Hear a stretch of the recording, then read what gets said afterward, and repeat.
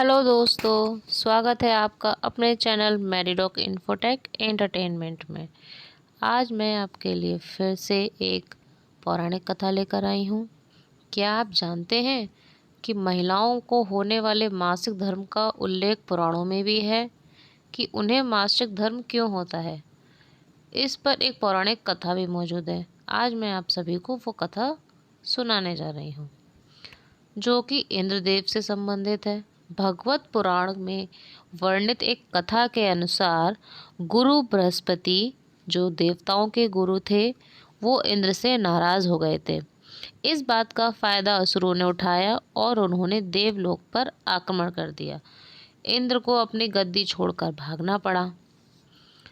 फिर असुरों से खुद को बचाने के लिए वे सृष्टि के रचनाकार भगवान ब्रह्मा जी के पास उनसे मदद मांगने पहुँचे। तब ब्रह्मा जी ने उन्हें बताया कि एक ब्रह्म ज्ञानी की सेवा करनी चाहिए। यदि वे प्रसन्न हो गए तो उनकी गद्दी उन्हें वापस मिल जाएगी।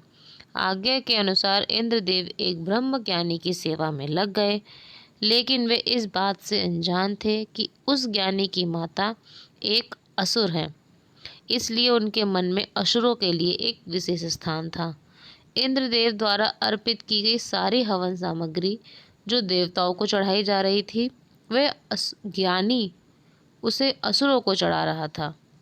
इससे उनकी सारी सेवा भंग हो रही थी। जब इंद्रदेव को इस बात का पता चला तो वह बहुत क्रोधित हुए और उन्होंने उस ब्रह्म ज्ञानी की हत्या कर डाली।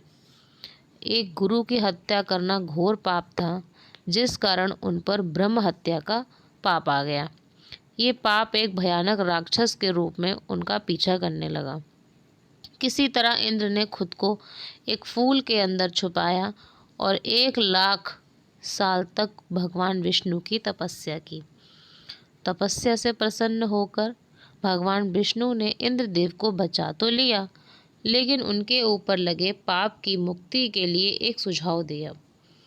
उसके लिए इंद्र को पेड़, जल, भूमि और स्त्री को थोड़ा थोड़ा पाप का अंश देना था।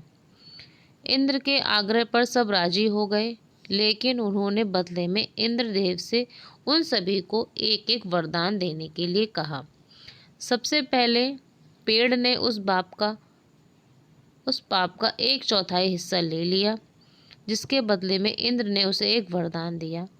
वरदान के अनुसार पेड़ चाहे तो स्वयं ही अपने आप को जीवित रख सकता है। इसके बाद बारी आई जल की।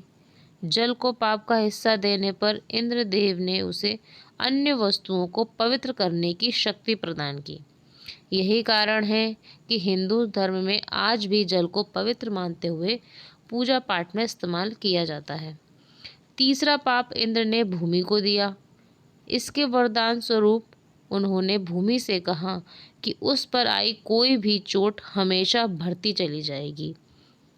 अब आखिरी बारी थी स्त्री की। इस कथा के अनुसार स्त्री को पाप का हिस्सा देने के फलस्वरूप उन्हें हर महीने मासिक धर्म होता है, लेकिन उन्हें वरदान देने के लिए इंद्र ने कहा कि महिलाएं पुरुषों से ज़्यादा काम सुख उठाएंगी। इसी तरह आज तक ब्रह्म हत्या का पाप ये चारों लोग उठा रहे हैं। इसलिए स्त्रियों को अपने गुरु तथा भगवान से दूर रहने को कहा जाता है। यही कारण है कि प्राचीन समय में मासिक धर्म के दौरान महिलाओं को मंदिर जाने की मनाही थी।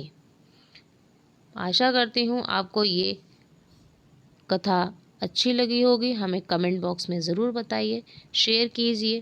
Thank you.